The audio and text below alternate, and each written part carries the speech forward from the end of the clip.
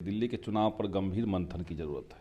5 साल में जितने नए वोटर्स नहीं जुड़े उतने पिछले 5 महीने में जोड़े गए। वही जनता जो लोकसभा में मोदी को वोट करती थी, फिर विधानसभा में केजरीवाल को वोट करती थी। इस बार लोकसभा में जिन लोगों ने मोदी को वोट किया, वापस विधानसभा में कुछ लोग पहुंच पाए केजरीवाल तक, कुछ लोग नहीं पहुंच पाए। आप देखिए, दिल्ली में जो दंगे हुए थे, बड़ी संख्या में वहां पे आरएसएस के लोग, बीजेपी के लोग उसमें शामिल हुए, दंगे किए गए और गिरफ्तारियां किनकी हुई? ज़्यादातर जो मुस्लिम लोग हैं उनकी गिरफ्तारी हुई, कई लोग तो निर्दोष लोगों की गिरफ्तारी हुई। इसके बावजूद अरविंद केजरीवाल ने उस पूरे मामले पर एक शब्द नहीं कहा। लेकिन कांग्रेस भी वहाँ पे चुनाव लड़ी थी सर, ये भी हो सकता है कि आपका गठबंधन हो या ना हो वो अलग बात है। अगर चलिए दिल्ली में आपको आम आदमी पार्टी से अलग ही लड़ना था, तब भी आपको प्रचार का जो आपका तरीका था उसको एक इंडिया गठबंधन के तरह से रखना चाहिए था, लेकिन वो न करके दोनों एक दूसरे के खिलाफ भी खूब खड़े हुए। और रिजल्ट भी कह रहा है कि कांग्रेस को जो वोट्स मिले उससे बड़ी संख्या में बीजेपी के लोग जीत पाए। दिल्ली विधानसभा चुनाव में भाजपा को जो है बहुमत मिला है। उसके बाद आपको मालूम है कि इसी साल बिहार में विधानसभा चुनाव भी है।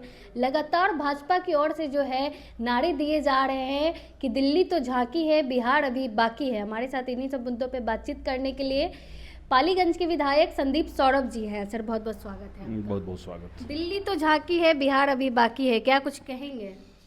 दिल्ली में सत्ता परिवर्तन हुआ, बिहार में भी सत्ता परिवर्तन होगा। दिल्ली में हो गया, बिहार में होना बाकी है। यही तो हम लोग मतलब समझ रहे हैं। बिहार में सरकार एनडीए की इस बार नहीं बनेगी, महागठबंधन की सरकार बनेगी। पर भाजपा का जो नारा है, तो भाजपा को बहुमत बिहार में भी मिलेगा। अब भाजपा कैसे दिल्ली का चुनाव जीती है? एक तो देखिए, दिल्ली के चुनाव पर गंभीर मंथन की जरूरत है। 5 साल में जितने नए वोटर्स नहीं जुड़े उतने पिछले 5 महीने में जोड़े गए। ये तो तथ्य है, ये तो सबके सामने है। और गलत तरीके से मतों को जोड़ना, गलत तरीके से वोटर्स को शामिल करवाना, ये पहले भी मुद्दा उठा, लेकिन चुनाव आयोग इस पे खामोश रह गई। दिल्ली सरकार में जो आम आदमी पार्टी है, उनके अंदर क्या कमी रह गई, ये तो उनको मूल्यांकन करना पड़ेगा। ये वही अरविंद केजरीवाल हैं जो 2013 में जब सरकार में आए थे तो ये लोग कह रहे थे कि दिल्ली में केजरीवाल और केंद्र में मोदी, यानी वैचारिक लड़ाई जो चाहिए था भाजपा से, सिद्धांतों की जो टकराहट होनी चाहिए थी, उस पर अरविंद केजरीवाल पूरी तरीके से घुटना टेक के रखते थे।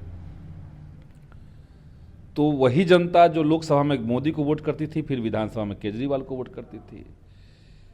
इस बार लोकसभा में जिन लोगों ने मोदी को वोट किया, वापस विधानसभा में कुछ लोग पहुंच पाए केजरीवाल तक, कुछ लोग नहीं पहुंच पाए। तो केजरीवाल जी ने जो शुरुआत से अपने लिए रोड मैप तैयार किया था पॉलिटिक्स का, उसने गच्चा दे दिया। और ये दिख रहा है कि आपको भाजपा से वैचारिक लड़ाई भी जरूरी है। आप देखिए, दिल्ली में जो दंगे हुए थे, बड़ी संख्या में वहाँ पे आरएसएस के लोग, बीजेपी के लोग उसमें शामिल हुए, दंगे किए गए और गिरफ्तारियां किनकी हुई?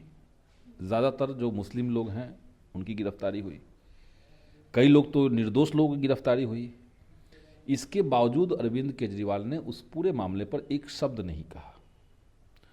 दूसरे राज्यों के जब अधिकार छीने जा रहे थे, जब जम्मू कश्मीर को राज्य का दर्जा छीन करके केंद्र शासित प्रदेश बनाया गया था, उस समय भी अरविंद केजरीवाल बीजेपी के समर्थन में थे। तो वैसी तमाम गलतियां जो वैचारिक लड़ाई की मांग करती हैं, उस पे अरविंद केजरीवाल पूरी तरीके से चूक गए। लेकिन कांग्रेस भी वहाँ पे चुनाव लड़ी थी सर, ये भी हो सकता है कि कांग्रेस भी चुनाव लड़ी। कांग्रेस को ये चाहिए था कि इस चुनाव में जो पिछले लोकसभा के चुनाव के दौरान जो इंडिया गठबंधन बना, उसको कैसे मजबूत बनाए रखा जाए। आपका गठबंधन हो या ना हो वो अलग बात है। अगर चलिए दिल्ली में आपको आम आदमी पार्टी से अलग ही लड़ना था, तब भी आपको प्रचार का जो आपका तरीका था उसको एक इंडिया गठबंधन के तरह से रखना चाहिए था, लेकिन वो न करके दोनों एक दूसरे के खिलाफ भी खूब खड़े हुए। और रिजल्ट भी कह रहा है कि कांग्रेस को जो वोट्स मिले उससे बड़ी संख्या में बीजेपी के लोग जीत पाए। अगर ये गठबंधन ढंग से समय पे हो जाता तो शायद रिजल्ट कुछ और हो सकता था। बिहार में भी ऐसा हो सकता है सर? बिहार में कितनी चुनाव? देखिए, बिहार की बात अलग है, दिल्ली और बिहार में तुलना नहीं है। बिहार के लोग पिछले 20 साल से एक सरकार झेल रहे हैं, जिस सरकार को चलाने वाला आदमी अब चलाने में सक्षम नहीं है। अब कुछ रिटायर्ड अधिकारी चला रहे हैं सरकार को, कुछ आईएएस अधिकारी चला रहे हैं, अफसरशाही हावी है। तो बिहार में लोग तो परिवर्तन चाहते हैं, हम लोग बिहार को बदलना चाहते हैं। ऐसा बिहार बने जो गरीबों के लिए हो, जो युवाओं के लिए हो, किसान और मजदूरों के लिए हो, महिलाओं के लिए हो, स्कीम वर्कर्स जो है उनके लिए हो। तो बिहार में बदलाव होगा। अब बिहार बदलने की बात करते हैं, एक प्रशांत किशोर भी जन स्वराज पार्टी, वो भी बिहार बदलने की बात करते हैं। बीपीएससी स्टूडेंट के लिए धरने पे बैठे थे, वहाँ पे जो गद्दा कंबल दिया गया उस आदमी का 12 लाख रुपया बाकी है। बेचारा दलित वर्ग से आता है, आत्महत्या करने को मजबूर है अब।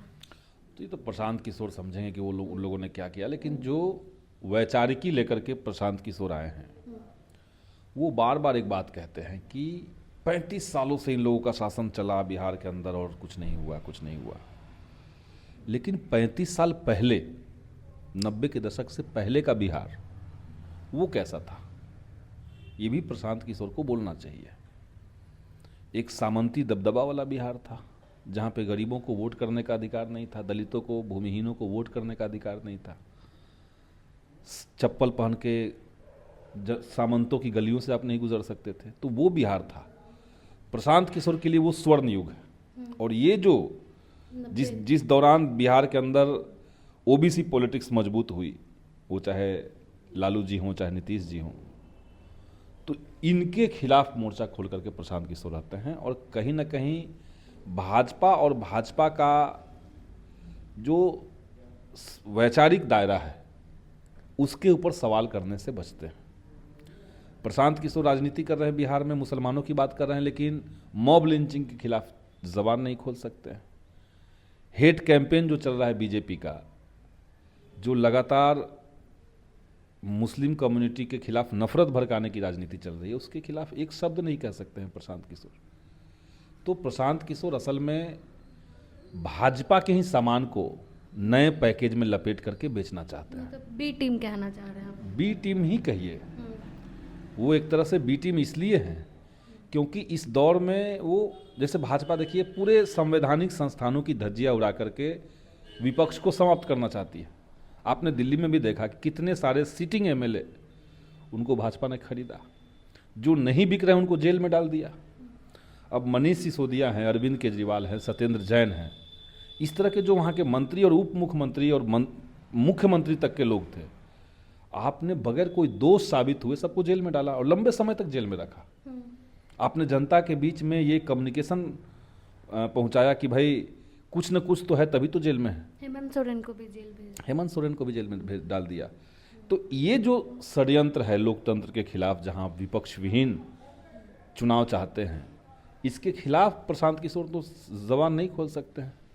तो कहीं ना कहीं जब आप भाजपा के काले कारनामों को ढक करके किसी और को दुश्मन की तरह किसी और को पेश करना चाह रहे हैं, तो आप भाजपा के लिए ही काम कर रहे हैं। चुनौती होंगे कि नहीं आप लोगों के लिए विधानसभा चुनाव? हमारे लिए तो चुनौती नहीं होंगे। और ये लगातार दलित मुस्लिम ये लोग पे ज्यादा फोकस कर रहे हैं। देखिए, मगध में, शाहाबाद में कोई चुनौती नहीं रहेंगे। वो कुछ इलाकों में वो ज़्यादा जोर लगा रहे हैं, सही बात है, लेकिन इस बार जब बिहार का चुनाव का माहौल आएगा तो पूरा माहौल बदल जाएगा।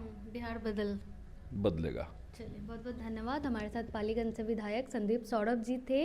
बिहार चुनाव को लेकर हमने इनसे बातचीत की। बाकी आप अपनी राय कमेंट बॉक्स में जरूर दें। धन्यवाद।